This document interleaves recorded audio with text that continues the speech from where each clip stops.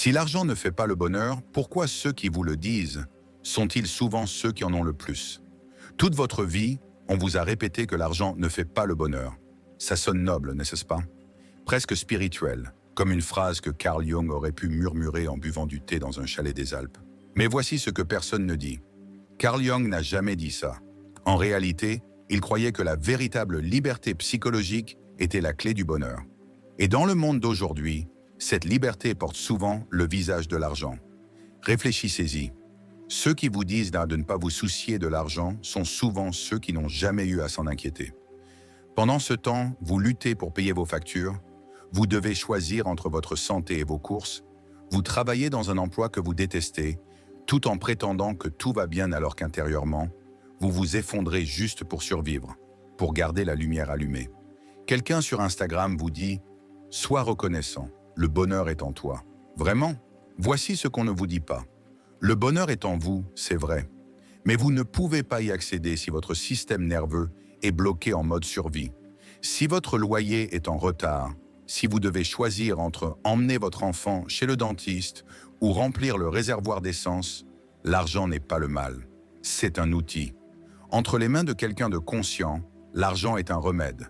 Il nourrit votre famille, vous soigne, vous donne du temps, vous permet de vous reposer, de quitter ce qui ne correspond plus à votre âme. Ce n'est pas de la cupidité, c'est de la santé mentale. On nous a conditionnés à croire que vouloir de l'argent est égoïste, que la spiritualité signifie se détacher des choses matérielles. Mais voici le retournement de situation. Ceux qui prêchent le détachement vendent des formations, des livres, des retraites, gagnent des fortunes en vous enseignant à ne pas vous soucier de l'argent. Il ne s'agit pas de luxe, il s'agit des besoins fondamentaux. Maslow ne plaisantait pas lorsqu'il disait que vos besoins physiologiques doivent être satisfaits avant de pouvoir envisager l'épanouissement personnel. Nourriture, eau, logement, sécurité. Dans notre monde moderne, il faut de l'argent pour tout cela. Quand ces besoins sont comblés, vous commencez à vous sentir en sécurité. Quand vous vous sentez en sécurité, votre corps cesse de crier, votre esprit s'ouvre, la créativité revient. Vous souriez sans vous forcer. Ce n'est pas un luxe, c'est votre droit de naissance. Mais pourquoi nous sentons-nous coupables de vouloir de l'argent? Parce qu'une vieille histoire, implantée par des systèmes qui profitent de votre stagnation, tourne en arrière-plan. Nous allons décrypter cette histoire dans un instant. Si on vous a déjà fait honte de vouloir plus, si on vous a dit d'être réaliste, ou si vous êtes resté dans un emploi, une ville, une relation parce que vous n'aviez pas les moyens de partir, ce message est pour vous. Car il ne s'agit pas seulement d'argent. Il s'agit de reprendre votre pouvoir. Quand avez-vous entendu pour la première fois que l'argent ne fait pas le bonheur? Était-ce dans un film, une leçon à l'école, ou peut-être un proche bien intentionné, mais qui a passé sa vie à se limiter? Cette phrase s'accroche à nous comme un chewing-gum sous la semelle de notre psyché. La plupart d'entre nous ne la remettent jamais en question. Nous l'intériorisons, construisons nos croyances, nos relations et notre estime de nous autour d'elle, parce qu'elle semble spirituelle. Mais en réalité, c'est souvent une manipulation psychologique déguisée en sagesse. Vous ne pouvez pas méditer pour échapper à un loyer impayé. Vous ne pouvez pas penser positivement pour sortir d'une dette médicale. Vous ne pouvez certainement pas chanter des mantras pour vivre dans un quartier sûr, acheter des produits bio ou avoir une voiture qui fonctionne. Cela ne veut pas dire que la spiritualité est inutile. Elle est sacrée. Mais quand elle est utilisée pour culpabiliser ceux qui aspirent à la sécurité financière, elle devient une positivité toxique, enracinée dans le contrôle. Car que se passe-t-il quand on croit que l'argent est sale, honteux ou non spirituel? On arrête d'essayer d'en gagner.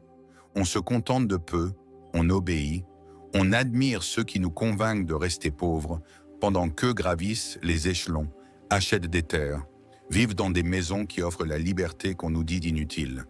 C'est un jeu de pouvoir. Voici ce qu'on ne vous a pas dit. L'argent est neutre. C'est comme le feu. Vous pouvez brûler une forêt ou cuisiner un repas. Ce qui compte, c'est l'intention derrière. Si on vous a dit que vouloir de l'argent est mal, que vous êtes cupide en désirant une vie meilleure, vous ne le remettrez peut-être jamais en question. Vous saboterez vos opportunités, repousserez l'argent sans même savoir pourquoi. Pensez à une femme coincée dans une relation toxique. Peut-être qu'il la rabaisse, qu'il est violent ou qu'il contrôle tout. du compte en banque à son temps et ses fréquentations. Maintenant, imaginez qu'elle ait son propre argent, des économies, un revenu passif, un travail qu'elle aime. Soudain, une porte s'ouvre. Elle n'a plus besoin de rester. L'argent ne lui a pas acheté le bonheur, mais il lui a offert des choix. Et c'est là que naît le bonheur, dans la liberté. L'argent offre des options. Les options mènent à des décisions. Les décisions entraînent le changement. Le changement favorise la croissance. Et la croissance, c'est là que réside la paix. Alors, quand on vous dit que l'argent n'a pas d'importance, on ne parle pas de la vraie vie.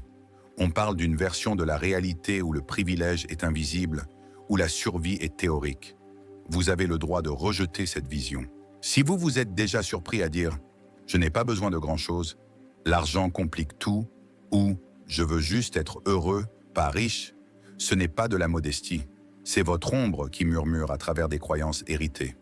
Cette ombre, que Carl Jung décrivait comme la part inconsciente de nous-mêmes que nous réprimons, n'est pas mauvaise. Elle est blessée. C'est l'enfant intérieur qui a entendu que les riches sont cupides. C'est l'adulte qui a été blessé par l'argent. C'est le chercheur spirituel qui pensait que se détacher des choses matérielles le rapprocherait de l'illumination. Mais voici la vérité. L'argent n'est pas l'ennemi. Négliger votre pouvoir, c'est ça l'ennemi. Et la chose la plus puissante que vous puissiez faire pour votre âme, c'est de vous réconcilier avec l'argent. Pensez à ce que font les amis. Un vrai ami vous soutient, il est là quand vous en avez besoin, il vous aide à devenir la meilleure version de vous-même. Il ne vous manipule pas, ne vous abandonne pas. Maintenant, imaginez l'argent comme cet ami. Pas comme un objet, pas comme un chiffre, mais comme une énergie qui vous aide. Achetez des aliments bio qui nourrissent votre corps et votre esprit. Prenez une pause quand vous êtes épuisé, au lieu de continuer malgré la maladie. Dites oui à une thérapie, à des cours, à des livres, à des outils de guérison. Offrez à vos enfants une meilleure école ou créez un foyer où la paix est la norme, pas un luxe. Achetez-vous du temps pour écrire, peindre, créer sans culpabilité ni épuisement. Dites-moi en quoi cela est mal, ce n'est pas mal. Mais si votre monde intérieur voit encore l'argent comme corrompu, vous ne le laisserez jamais entrer. Vous repousserez l'abondance sans même vous en rendre compte. Vous sous-facturerez, vous donnerez trop et vous normaliserez l'épuisement. Alors comment guérir cette ombre? D'abord, il faut la voir. La prise de conscience est toujours la première étape vers la transformation. Si vous n'êtes pas conscient qu'une partie de vous considère l'argent comme un ennemi, comment pourriez-vous changer cette relation? Commencez à observer ce que vous ressentez quand vous dépensez. Quand vous achetez des courses, payez une facture ou vous offrez un petit plaisir. Vous sentez-vous tendu? Culpabilisez-vous? Ressentez-vous de l'anxiété, du ressentiment? C'est l'ombre qui parle. Maintenant, essayez autre chose. La prochaine fois que vous dépensez de l'argent, faites une pause. Dites « Merci. Merci de m'avoir permis de payer ceci. Merci d'être là quand j'en avais besoin. Merci de m'aider à me nourrir, à soutenir mon enfant, à investir dans ma joie. » Ne soyez pas en colère d'avoir dû payer. Soyez reconnaissant d'avoir eu de quoi payer. L'argent vient de vous soutenir. Il vous a offert de la valeur. Il s'est présenté comme un ami. Commencez à traiter chaque transaction comme une conversation avec quelqu'un qui vous aime. Parce que lorsque l'argent n'est plus un ennemi, il devient un partenaire. Vous n'êtes pas allé faire des courses avec un voleur. Vous êtes allé faire des courses avec un ami. Peut-être même avec quelqu'un que vous apprenez à aimer. Comme un partenaire incompris depuis des années, qui est enfin vu clairement. Si votre ancienne identité face à l'argent était ancrée dans le mode survie, toujours à courir après, toujours à craindre le manque, il est temps de faire une mise à jour. Créez un nouvel archétype, une version de vous qui agit avec amour et abondance. Devenez l'intendant sage qui sait diriger l'énergie avec intention. Le pourvoyeur aimant qui crée de la sécurité pour sa famille et de la paix pour son système nerveux. Le guérisseur abondant qui utilise la richesse pour nourrir, restaurer et élever. Donnez un nom à cette nouvelle version de vous. Parlez-lui. Laissez-la être la voix dans votre tête quand vous ouvrez votre portefeuille. Prenez une décision financière ou planifiez votre avenir. Car l'argent n'est pas seulement du papier ou des chiffres sur un écran. C'est une énergie qui suit votre conscience. Changez votre conscience et l'énergie suivra. C'est le travail de l'ombre en action. Vous ne guérissez pas seulement votre relation avec l'argent. Vous réécrivez le scénario pour toute votre lignée. Car voici la dure vérité. Si vous avez des enfants ou envisagez d'en avoir, vous leur devez une meilleure histoire. Il ne s'agit pas seulement de votre vie, mais aussi de la leur. Quand vous rejetez l'argent, vous n'êtes pas humble.